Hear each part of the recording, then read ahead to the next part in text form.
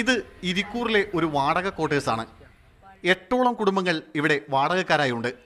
ഇവിടേക്ക് കയറി ചെന്നപ്പോൾ ആദ്യം കണ്ടത് പോളിയോ ബാധിതനായ കുന്നത്ത് ഇബ്രാഹിമിനെയാണ്. ഭാര്യയും 2 പെൺമക്കളുമായി ഇവിടെ വാടകയ്ക്ക് താമസിക്കുകയാണ് ഇബ്രാഹിം. സ്വന്തമായി ഒരു തുണ്ട് ഭൂമി പോലും ഇവരുടെ പേരിലില്ല. കഴിഞ്ഞ 10 വർഷത്തോളമായി വിവിധ സ്ഥലങ്ങളിൽ വാടകയ്ക്ക് താമസിക്കുന്ന ഇബ്രാഹിമിന് ആകെയുള്ള വരുമാനം ഭാര്യ ടൈലറിംഗ് ജോലി എടുത്ത് കിട്ടുന്ന തുച്ഛമായ പൈസയാണ്.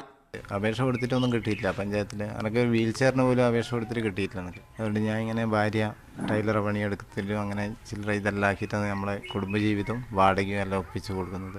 ഇവരുടെ തൊട്ടടുത്ത ക്വാർട്ടേഴ്സിലെ താമസക്കാരി റീമയും കുട്ടികളുമാണിത്. ഇവർക്കുമില്ല സ്വന്തമായി 1 ഇഞ്ച് ഭൂമി പോലും. ഈ ക്വാർട്ടേഴ്സുകളിൽ മാത്രം ഇത്തരത്തിൽ സ്വന്തമായി ഭൂമിയില്ലാത്ത 5ഓളം കുടുംബങ്ങളുണ്ട്. ഇവിടെ നിന്ന് 100 മീറ്റർ മുന്നോട്ട് പോയാൽ കോളയാട് പുത്തൻപുരയിൽ ഖാലിദിന്റെ വാടക വീട്ടിലെത്താം.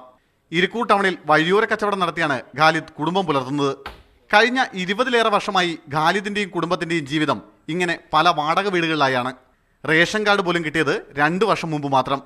വിവാഹപ്രായമെത്തിയ മകളെയും രോഗിയായ ഭാര്യയെയും കൂട്ടി കയറി കിടക്കാൻ ഒരു തുണ്ട് ഭൂമിക്കായി ഖാലിദ് മുട്ടാത്ത വാതിലുകളില്ല. ഇവിടുന്ന് പോയാലും വേറെ അടുത്ത് വന്ന് വാടകയ്ക്ക് നിൽക്കാനുള്ള വഴിയില്ല. എനിക്ക് 2 പെൺകുട്ടികളാണ്. ഞാൻ ഗ്രാമപഞ്ചായത്തിൽ അപേക്ഷ കൊടുത്ത് വില്ലേജിൽ അപേക്ഷ കൊടുത്ത് അവിടെ ഇല്ലയെന്ന് പറഞ്ഞ് തിരിച്ചു വരികയത്.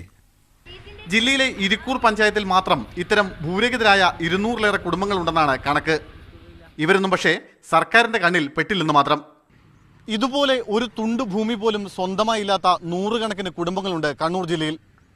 ഇവരുടെ ഒന്നും സങ്കടങ്ങൾക്ക് പരിഹാരം കാണാതെ പിന്നെ എന്തിനാണ് തിരക്കിട്ട് ഇങ്ങനെ ഒരു പ്രഖ്യാപനം? ക്യാമറമാൻ ഷിജിത് കണ്ണോമിനൊപ്പം സുനിൽ ഐസക്, മീഡിയ 1 കണ്ണൂർ.